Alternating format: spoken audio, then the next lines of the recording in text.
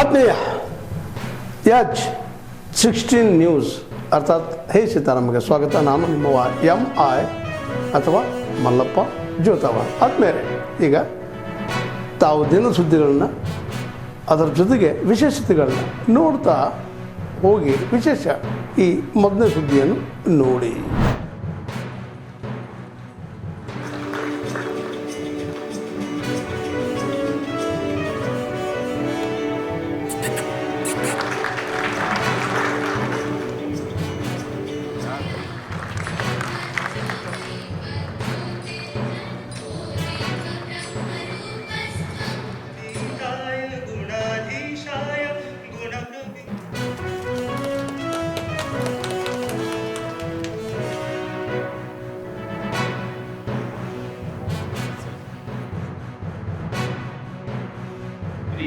And also humans are looking at landing on other planetary bodies. Today we have American astronauts and going around moon, and very soon they are also looking at landing on moon itself in the coming decades. And it's not only America but also others, including India, is planning to take humans to moon and bring them back. वंदे वंदे बोलो भारत माता की जय.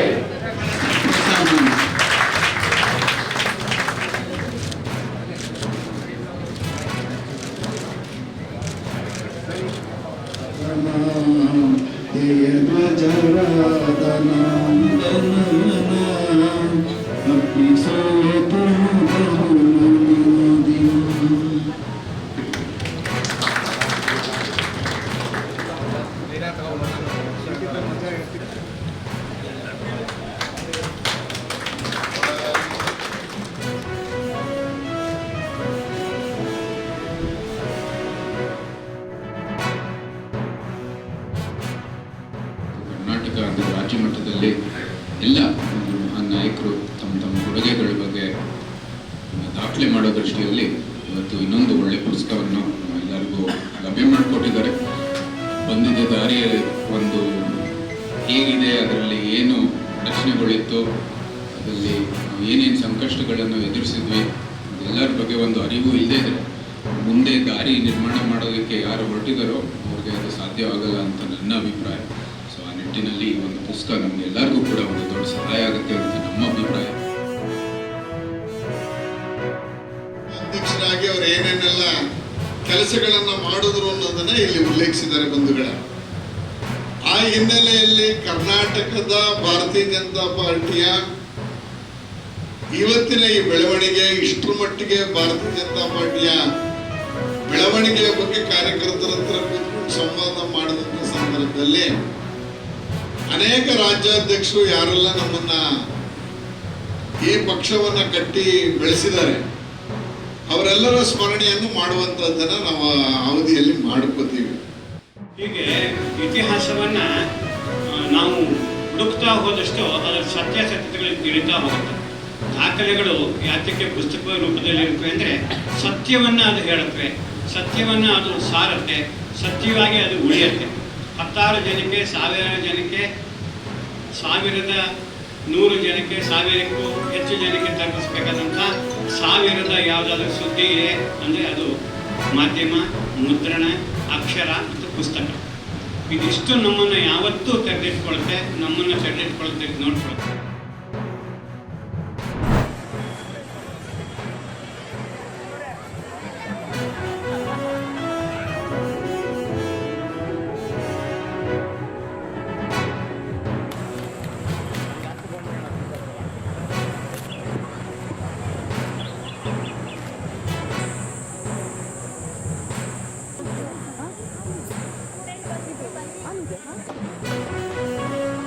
ಮಾಡಿದ್ರೆ 3 ಲಕ್ಷ ರೂಪಾಯಿಯನ್ನ ಕೊಡ್ತೀನಿ ಅಂತ ಹೋದ ವರ್ಷ ಕೊಟ್ಟಿದ್ದೀವಿ ವಿದ್ಯಾರ್ಥಿಗಳಿಗೆ.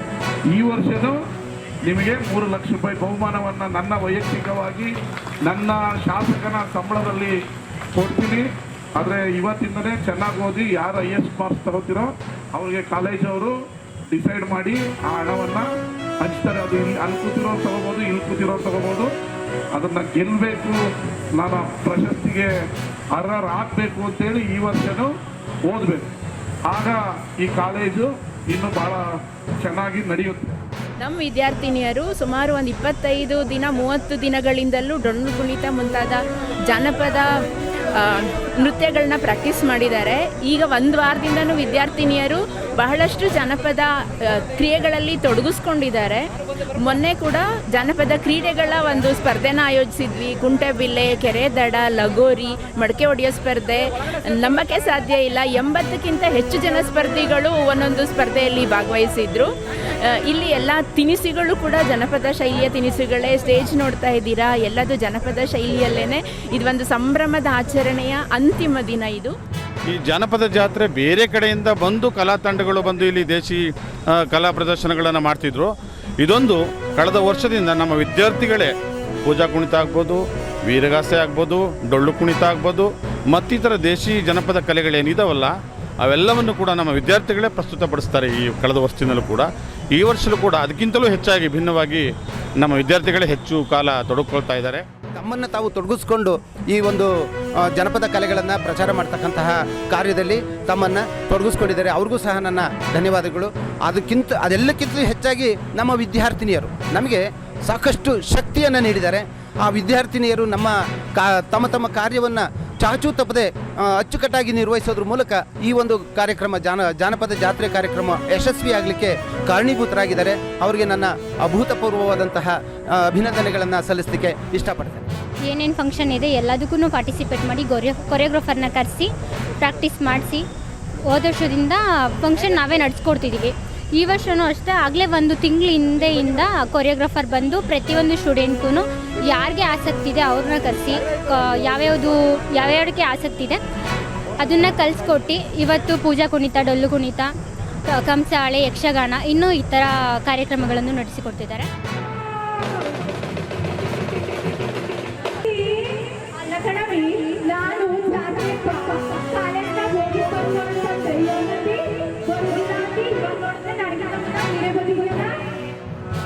ಕಲ್ಯಾಣವೇ ಗೌರಿ ಕಲ್ಯಾಣವೇ, ಮನೆ ಮೇಲೆ ಕೂಗಂಡು ಮಡಿಯೇನ ನೋಡಿಯೇ ಬಲದಲ್ಲಿ ನೋಡೆ ಮನೆ ದೇವರ.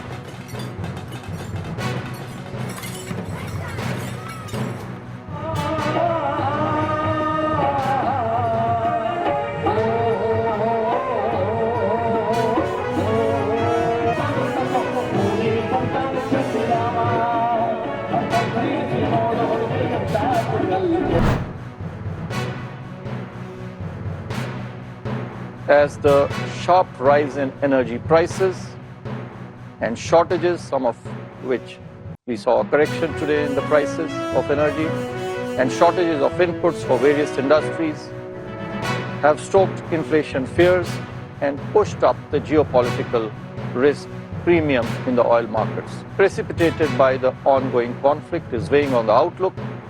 Safe haven flows have exerted depreciation pressure on currencies of major economies as the US dollar strengthened, while commodity prices such as of metal and gold have moderated.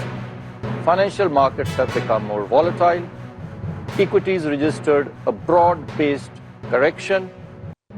Sovereign bond yields, already elevated due to long-run fiscal sustainability concerns, driven by inflation fears, have hardened across major economies. I now come to the decision of the Monetary Policy Committee. The Monetary Policy Committee met on 6th, 7th and briefly today in the morning of April to deliberate and decide on the policy repo rate. After a detailed assessment of the evolving macroeconomic and financial developments and the outlook the MPC voted unanimously to keep the policy repo rate unchanged under the liquidity facility at 5.25%. Consequently, the STF rate remains at 5% and the MSF rate and the bank rate at 5.5%. The MPC also decided to continue with the neutral stance. I shall now briefly state the rationale for these decisions of the MPC. The MPC noted that since the last policy meeting, geopolitical uncertainties have heightened significantly. Headline inflation remains contained and below the target. However, upside risks to the inflation outlook driven by increased energy prices, pressures and probable weather disturbances affecting food prices have increased.